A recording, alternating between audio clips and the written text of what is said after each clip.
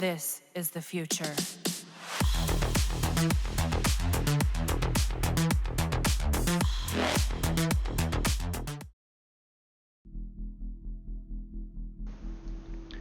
Yo, what's up everybody, and welcome to the Steelpath boss series. This episode is about Ambulas.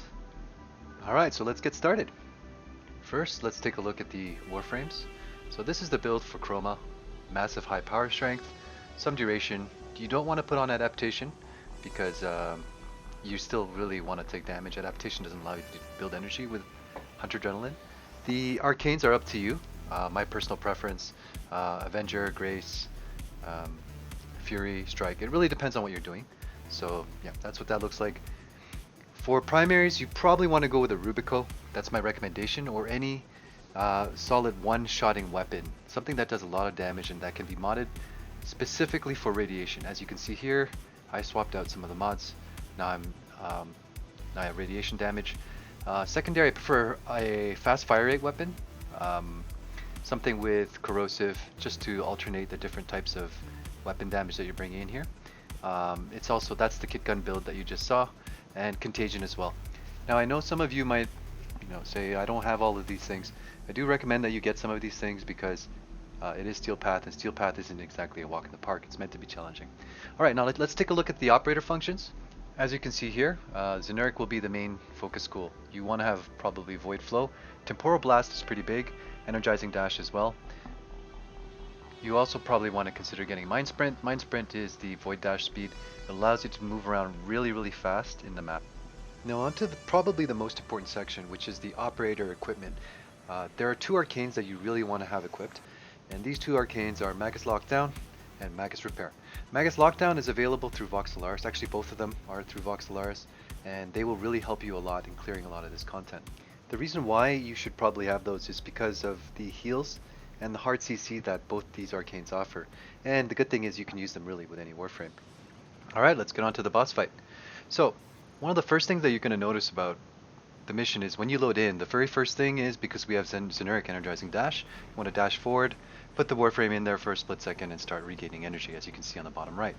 Now, I kind of fucked up here, but one of the first things you want to also do is with Chroma, yeah, I've just died there, is to activate his buff. So you want to activate number 3, which is his Vex Armor. A lot of you guys will probably know that already.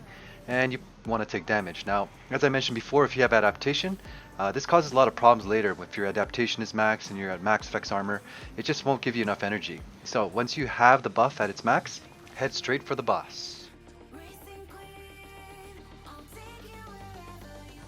Okay, now we're at the boss. Along the way, you probably should have refreshed your buff at least once. That's a really big thing. This fight is actually a very awareness-based fight, so keeping track of your buffs as well as your positioning in the fight is very important. So yeah, let's get started with the boss. First thing we're going to do is we're going to lock him down and Temporal Blast him in the face. As you can see here, he's an 80% slow applied. Shoot him right in the face. Takes a few shots. Should be good. Radiation damage does deal a lot more damage to this type of boss, so it's Alloy and Corpus Robotics, so you get the bonuses. And as I said before, keep watching the bottom right side and make sure your buffs stay up. At this point, a bunch of little minion guys are going to come out. Little plebbies, nubbies, whatever. You usually want to keep them around, actually. That's what I do. I like to keep them around to refill my energy. The ones that you really want to watch out for the most are these guys, these little black flyers. When they actually interact, or anything really interacts with the Ambulance trying to hack it, you'll hear some sort of mini alarm go off. So have your volume up, so you probably want to have some audio cues. That's one way you can keep track of what's going on with Ambulance, because this is your objective.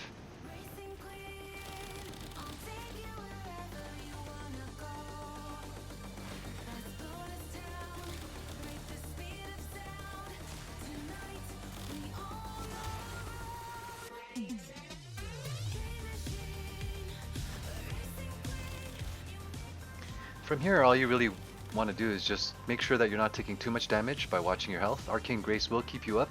Magus Repair or Elevate if you don't have it, or Health Plate if you really need it, will keep you up. As I mentioned here earlier, the Ambulance was actually brought back. So As you can see, the secondary, primary, whichever you want to bring, should be able to deal enough damage. Your operator Temporal Blast will slow it down in case this happens, and you're pretty much sitting here and waiting again. The ship is actually pretty annoying because the ship actually does quite a bit of damage. So you do want to be able to hit the ship, its cannons, its you know, making sure that it doesn't drop off all those people. Sometimes nullifiers are on board, so it gets really annoying because then your buffs get stripped off and then you die in one hit. So yeah, just make sure that you do have Contagion if you can, something that will hit AoE.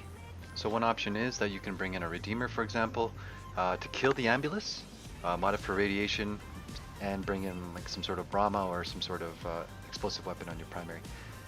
From here, between phases, you just pretty much take damage, as I mentioned before. Watch the buff timer, like that, as I just refresh my buff. And from here, we just rinse repeat.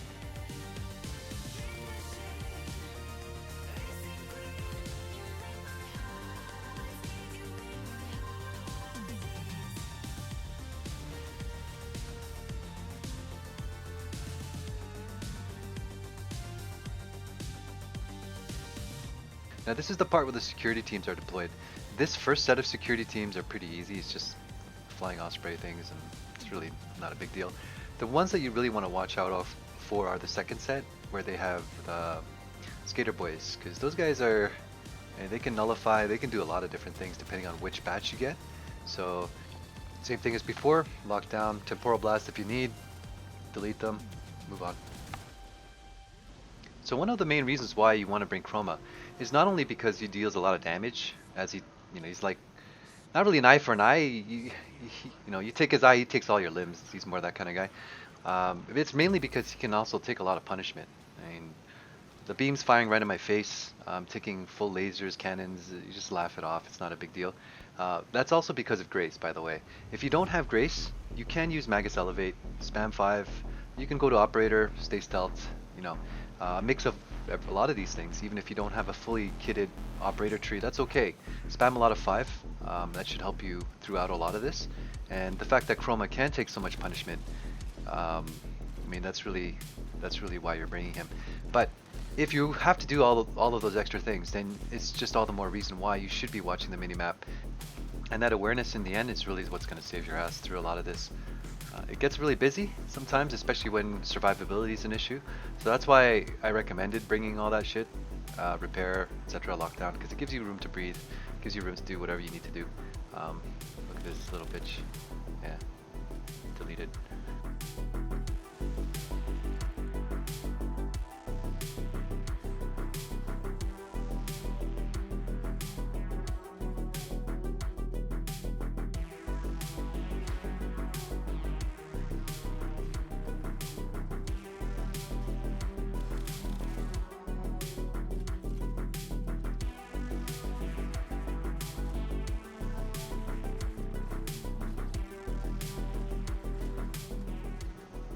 Alright, so this is the part where I was talking earlier about those guys that are really annoying, skater boys. Yeah, lock them down, pretty much erase them. If you don't have that, use Temporal Blast. But anyway, yeah, take them out, then work on the ambulances.